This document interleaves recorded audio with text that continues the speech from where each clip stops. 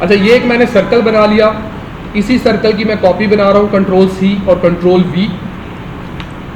दो सर्कल आपको नजर आ रहे हैं। अच्छा, इन दो सर्कल्स को अगर मैं ओवरलैप करूं, एक दूसरे के ऊपर ले आऊं, तो आपको कितनी शेप्स नजर आ रही हैं इसके अंदर? दो सर्कल्स थे, दोनों को हमने ओवरलैप किया, एक दूसरे के ऊपर लेकर आए, तो इसके अंदर आपको कितनी शेप्स नजर आ रही हैं? 3। आप में से कोई ऐसा स्टूडेंट जिसको ज्यादा या कम नजर आ रही हो 3 से? या कितने सेक्शन नजर आ रहे हैं? चले आसान कर लेते हैं, 3 ही नजर आ रहे हैं सबको, बिल्कुल सही बता रहे हैं। एक ये है और एक ये है और एक ये है, 3 सेक्शन यहाँ पर नजर आ रहे हैं। अगर मैं इनको सेपरेट कर लेता हूँ तो वापस 2 सर्कल नजर आ रहे हैं।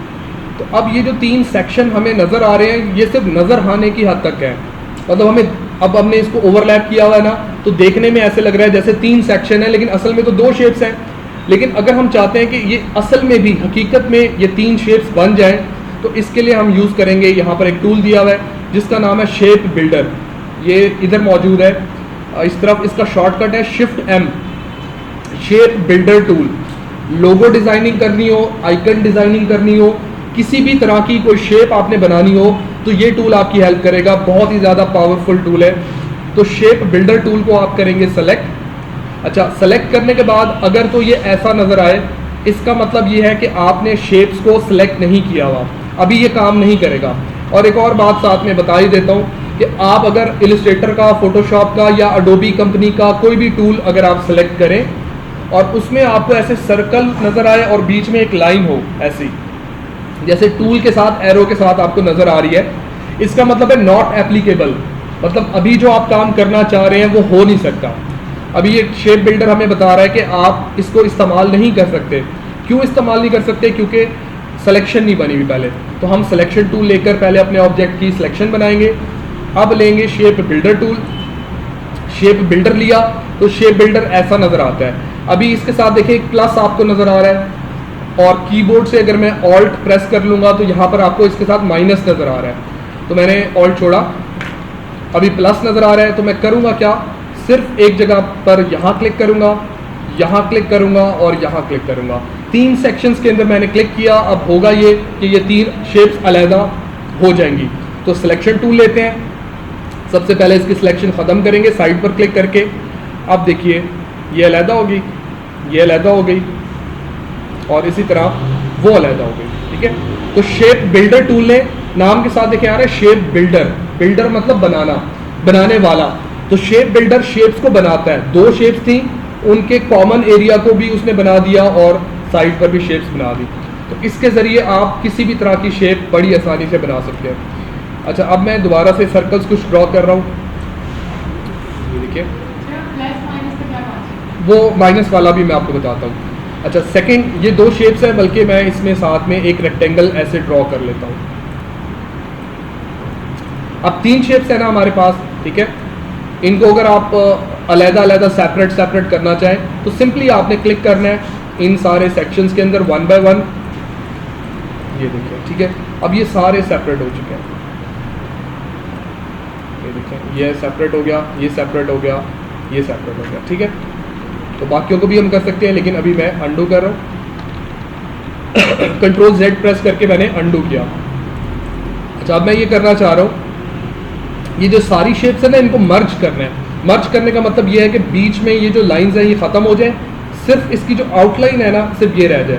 तो देखिए, सारों को मैंने सेलेक्ट किया, शेप बिल्डर टूल हम सेलेक्ट कर लेंगे, और अब आपने ये करना है, क्लिक होल्ड रख लेना है, यानी प्रेस रखना है, और क्लिक को प्रेस रखते हुए आपने इन सब के ऊपर ऐसे माउस को टच कर देना है। जैसे हम क्लिक छोड़ेंगे तो देखिए सारी शेप्स मर्ज हो गई, और मर्ज होने के बाद आपके पास एक आउटपुट ऐसे आ गई। ठीक है, तो बहुत सारी शेप्स को मर्ज करने के लिए क्लिक होल्ड रख के आप ऐसे मूव करेंगे, और अगर आपने सेपरेट करना है उनको तो सिंगल सिंगल आप क्लिक कर लेंगे। अच्छा, अब जो माइनस वाला मोड है उसको समझे। मैं दोबारा एक सर्कल बना रहा हूँ, इसकी कॉपी बनाएंगे। अच्छा, अगेन वही के फिल नहीं होना चाहिए। अच्छा, ऐसा नहीं है कि फिल नहीं होगा तो ये काम नहीं करेगा, तब भी काम करेगा, लेकिन अगर आपने फिल रखा होगा ना, उसमें प्रॉब्लम ये आएगा कि आपको शेप्स देखने में प्रॉब्लम आएगा। ठीक है, आप दूसरी तरफ देख नहीं पाएंगे। इसलिए फिल नहीं हो तो ज़्यादा बेहतर होता है। जब आप एक्सपर्ट हो जाएंगे फिर बेशक आप फिल के साथ इसको करें, आपको कोई इशू नहीं होगा। देखिए इनको मैंने सेलेक्ट किया। अब आपको इसमें क्या क्रिसेंट मून नज़र आ रहा है, पाकिस्तान के झंडे में जो चांद होता है, ठीक है, एक इस तरफ भी नज़र आ रहा है, एक इस तरफ भी नज़र आ रहा है। तो अगर मैं ये वाला चांद रखना चाह रहा हूँ, ये वाला हिस्सा हमें नहीं चाहिए, तो शेप बिल्डर लेने के बाद ऑल्ट प्रेस रखेंगे। अब इसका माइनस वाला मोड यानी डिलीटिंग मोड एक्टिव हो चुका है, और आप क्लिक प्रेस करके ऐसे इसके ऊपर ड्रैग करें।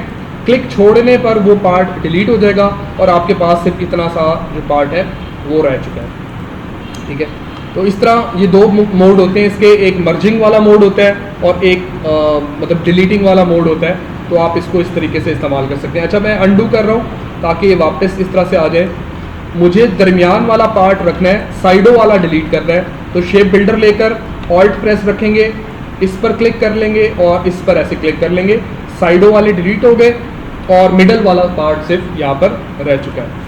तो इसके ज़रिए आप बड़े इंटरेस्टिंग से ऑब्जेक्ट्स बना सकते हैं। अच्छा, यहाँ पर मैं आपको ना एक बादल यानी क्लाउड इलस्ट्रेशन बना के दिखाता हूँ। एक मैंने सर्कल बनाया, इसकी कॉपी बना ली, थोड़ा सा बड़ा कर दिया, इसको यहाँ पर रखा, बल्कि थोड़ा सा यहाँ रख लेते हैं, और एक सर्कल हमने यहाँ पर कार्टून में जैसे आपने देखे होंगे बादल, उसी तरह के हम बादल बनाना चाह रहे हैं। शेप बिल्डर टूल का आपने जब इस्तेमाल करना होगा कोई भी शेप बनाने के लिए, तो आपको ना कॉम्पोजिशन आपको पता होनी चाहिए। कॉम्पोजिशन मतलब क्या होता है कि डिज़ाइन एलिमेंट्स की यानी शेप्स की या टेक्स्ट वगैरह की जो अरेंजमेंट होती है ना, उसको कॉम्पोजिशन कहते हैं।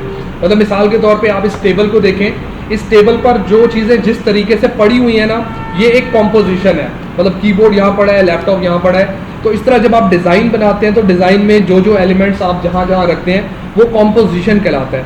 अब मुझे क्लाउड इलस्ट्रेशन बनानी है, तो मेरे जहन में उसकी कॉम्पोजिशन है कि हमें 3 सर्कल इस तरह से रखने पड़ेंगे, एक रेक्टेंगल इस तरह से रखनी पड़ेगी। अब इसकी बन चुकी कॉम्पोजिशन, इसको मैं कॉपी कर लेता हूँ, कॉपी करके पेस्ट। आप लोग भी ऐसे कीजिएगा, कॉम्पोजिशन बनाने के बाद कॉपी करके उसको पेस्ट कर लें, यानी एक आपके पास बैकअप होना चाहिए। उससे ये होगा फ़ायदा कि आप जब साथ साथ बना रहे होंगे ना, आपको समझ आएगी। जो रेक्टेंगल है ना, इसको मैं थोड़ा छोटा कर रहा हूँ, यहाँ तक टच कर रहा हूँ, सही है। अब देखिएगा, इनको सेलेक्ट किया, शेप बिल्डर टूल ले लिया।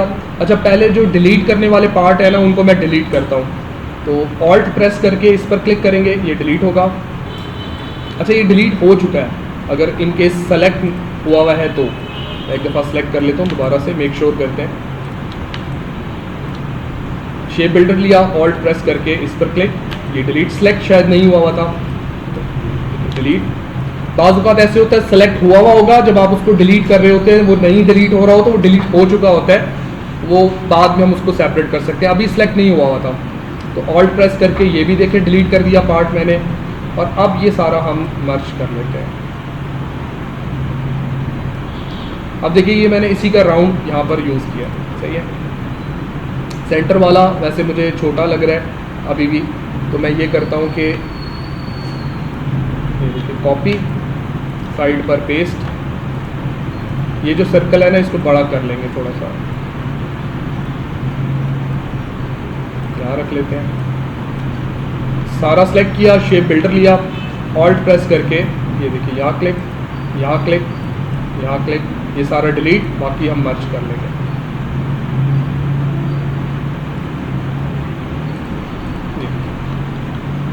क्लाउड शेप बन गई। तो इस तरह से आप डिफरेंट टाइप की शेप बड़ी आसानी से बना सकते हैं। अच्छा, सपोज़ मैं आपको एक लेटर ई ड्रॉ करके दिखा रहा हूँ। कॉपी बना ली एक इसकी, फिर से कॉपी बना ली, इसको हम छोटा करेंगे और एक और रेक्टेंगल मैं यहाँ पर ड्रॉ करूँगा।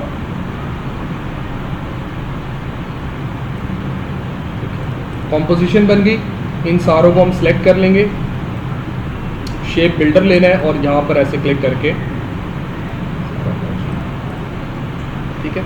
तो डिफरेंट टाइप की आप शेप बना सकते हैं। बस मेन चीज़ ये है कि आपको उसकी कॉम्पोजिशन आनी चाहिए। अभी आप थोड़ा इस तरह से प्रैक्टिस करें, फिर मैं कुछ बोर्ड के ऊपर शेप्स बनाता हूँ, आप उनको देखकर फॉलो करेंगे और